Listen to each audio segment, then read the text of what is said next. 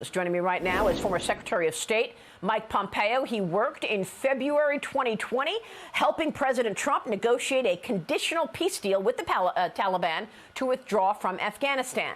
Mr. Secretary, it's always a pleasure to see you. Thanks very much for being here this morning.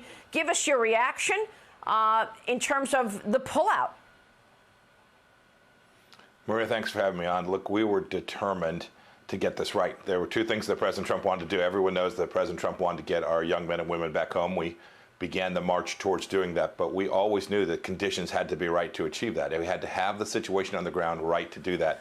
This administration just willy-nilly whipped the military out of there, leaving civilians, equipment, all of those things behind. We drew down from 15,000 or just over that to about 2,500, and we had kept the order that had been there. Right, we didn't have this chaos. All the while, we took out 12,500 soldiers. When we got to that point, we went back, we looked at the conditions. We wanted to get those last numbers out, but we never found the conditions right to do so. And so we continued to pound the Taliban when they violated the agreement, right? When they moved on a checkpoint or moved in a place that they weren't permitted to. We used American power and made clear to the Taliban that there would be real consequences.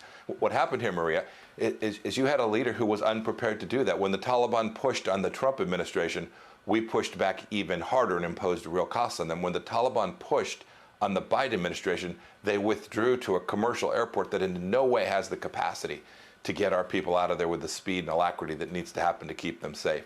This is an incompetent method of getting our folks out. It presents real risk. I pray we get them all home, but I'm watching today, even now, they haven't yet organized in a way to push the American power out in a way to make sure we can get Americans out of the country. And things are getting dangerous and more severe by the minute. This morning, the Washington Post is reporting that those people going to the airport are getting beaten up, and there were 7 Afghan civilians killed outside the Kabul airport as Biden set to update on evacuations later today. Mr. Secretary, does Joe Biden understand what has taken place here? I mean, I don't even understand why you would close the Bagram Air Base before getting all of your civilians out. Well, I must say, given what he's told America and what we can see happening on the ground and the massive disconnect between those two, it certainly doesn't appear that he understands, or perhaps less. He's just not that interested. He's more focused on spending $3.5 trillion or creating diversity inside of our military. It's impossible to explain how the President of the United States can go on TV and tell people that not only are people able to travel safely to the airport, when we can clearly see that that's not the case, but he told the world that our allies weren't concerned about what we were doing. And you need only go to the British Parliament or listen to Macron or Merkel. All of them are concerned that they no longer can trust America as a partner and ally. So there is a deep disconnection between what President Biden has told the American people and what they can all see with their own eyes to be true. This is dangerous. We're just a few months into this administration, and American leadership has already walked off the stage. Maria, we've talked about this before, but President Biden talks about that America is back. It looks like we're back. It looks like we're back to Barack Obama, America apologizing, American weakness, and our adversaries not fearing us and our friends not trusting us. And we have to point out that many of the people on Biden's team, whether it be national security or in the State Department, were in fact in the Obama White House. How capable are his defense and foreign policy teams, in your view, including your successor, Tony Blinken? We know that there was a memo revealed this past week, indicating that Joe Biden was warned that this would happen this way, and he ignored the warnings. Maria, there's no doubt it's the same team that was there for 8 years largely. They've all moved up 1 slot or 2 slots, but it's largely the same cast of characters with the same worldview. Right? This is a worldview that says America is the problem set. It's a worldview that says that these details, these important details, right? Closing Bagram, the major airflow hub for American forces and American equipment in and out of the country, and pulling out the military before the civilians got out, and not working with friends and partners to make sure this was coordinated. And most importantly, not validating that the conditions on the ground were sufficient to actually execute this stage of the withdrawal. Those are demonstrably geopolitical errors, tactical errors that this administration has made. They've not yet moved to fix them. I pray that we get this right. It's important not only for the people of Afghanistan and the Americans who are trapped there, But as important as Vladimir Putin and Xi Jinping and Chairman Kim stare at the United States today, they're watching this weakness. They're watching America destroy its alliances. And this presents enormous risk to the American people right here at home. Exactly. And the mixed messages have been incredibly dangerous. Last week, President Biden told the Americans in Afghanistan to get to the airport so that the U.S. can get them home. And then this weekend, we were told, don't go to the airport. It's too dangerous. They are terrorists right outside the airport. The gates are locked. They're confiscating passports.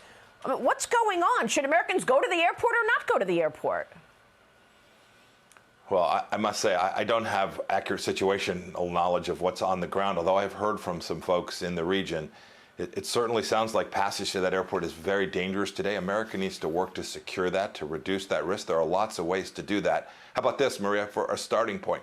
Make very clear that you're not going to beg the Taliban. You're not going to implore. You're not going to plead. You're not going to pay the Taliban.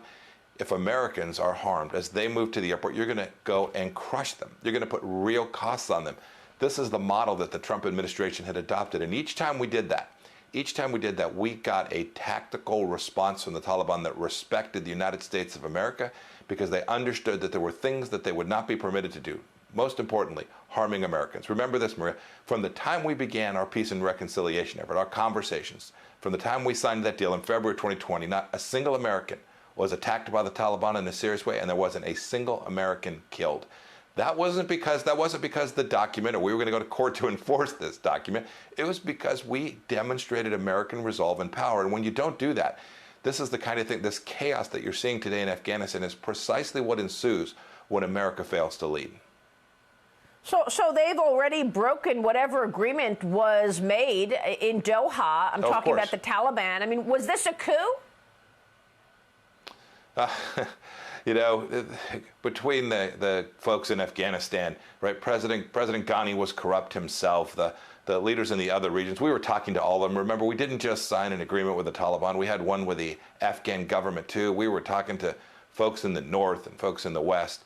This country's been a mess for an awfully long time. Its elections have been incredibly fraught. This is a country that has had political uncertainty for an awfully long time. Our mission set was very clear, Maria. Our mission set was to make sure that we were able to get our young men and women home, and second, to make sure that we were never attacked from this place again. And we worked diligently to make sure that as we saw the conditions on the ground, that we withdrew in a way that provided maximal certainty that we would never be attacked from this place again. This chaos you're seeing today, Maria, I think this drastically increases the likelihood that someday some ungoverned space in Afghanistan will lead to an attack, maybe not on America, but on American interests somewhere in the world. Right, and they have the weaponry now to do it. Mr. Secretary, I want to take a short break, and I want to get back and come back and talk about something you touched on, and that is the longer-term consequences of all of this, and then what actions the U.S. military needs to take now to prevent the Taliban from driving Afghanistan further into a terrorism state. We'll be right back with Secretary Mike Pompeo. Welcome back, and we are back with former Secretary of State Mike Pompeo, also a Fox News contributor. Let me point out that we are also following the latest on Tropical Storm Henri. You can look on the side of your screen to get the very latest. We'll be doing that all day. Mr. Secretary, I've got to get your take on the consequences of this cut-and-run pullout of Afghanistan. The historian Bernard Lewis worried that the greatest danger to global stability is when America comes to be seen as harmless as an enemy and treacherous as a friend. This is something Larry Lindsay posted last week, and I want to bring up this Global Times tweet. This, of course, the Global Times is the international mouthpiece for the Chinese Communist Party, and as soon as we saw the cut and run out of Afghanistan, the editor-in-chief of Global Times tweets this: after the fall of the Kabul regime, the Taiwan authorities must be trembling. Don't look forward to the U.S. to protect them. Taipei officials need to quietly mail order a 5-star red flag from the Chinese mainland. It will be useful one day when they surrender to the People's Liberation Army. Your thoughts on the long-term consequences and what that tweet from the Global Times indicates, Secretary? Well, Maria, the Global Times is a propaganda mouthpiece for the Chinese Communist Party, so that's just them poking fun at a weak administration in America. But here's the truth of the matter is this debacle will certainly harm America's credibility with its friends and allies. It's already being talked about. You've seen some of it publicly, but there's lots of talk in private about can this president, can this American leadership team that's been assembled around President Biden, can they actually deliver? And so my wisdom would be this. So this is an enormous amount of damage to American credibility. How about starting today to rebuild that credibility? You can think of half a dozen things off the top of your head that could begin to demonstrate to the world that we're not harmless. Indeed, we're powerful. How about this? Walk away from the negotiations in Vienna. Tell the Iranians, nope, we're done. We are out. How about this? Help the Taiwanese close on some of the defense and trade deals that we started with them. Start actually delivering those weapon systems. Same for the Emiratis. We have an F-35 set with them. Why don't we move that forward? Demonstrate that we're going to be good partners to the Emiratis. If you're President Zelensky in Ukraine, you have to be worried. How about if the United States began to work closer with the Ukrainians to make sure that we were going to prevent Vladimir Putin from taking another chunk of Ukraine like they did under the Obama administration? How about this, Maria? How about announcing today that we're not going to show up in Beijing for the Genocide Olympics? We're not going to send our kids there and become supplicants to the Chinese Communist Party. These are the kind of things that world leaders are looking for. They're looking to show American resolve and strength. I hope that the Biden team has it within them to deliver on these kinds of clear actions, not just words, but actions that will convince leaders around the world that we remain a strong force, a strong partner. And that'll tell our adversaries a lot, too. It'll tell them that you cannot challenge the United States without real costs being imposed on you. All incredibly important analysis. Why aren't we doing what the French government is doing, going in there and getting Americans out the way they're getting their French out? It's been a long week, Maria, but I have to tell you, maybe the most disheartening moment was when I heard our Secretary of Defense say that we didn't have the capability to do that. That is nonsense. That is nonsense. I'm a veteran. I know the capabilities of our young men and women. We could deliver just the same way the French in the United Kingdom are delivering for their people. To hear that defeatist mentality, to say that we don't have the capacity to do that, first of all, it's untrue. What they have not demonstrated yet is the will to do this. I hope they'll find that. Yeah. I hope they'll find that steel, that resolve. I pray that we get all these Americans home. We have an obligation, a solemn obligation, to make sure that we're able to do so.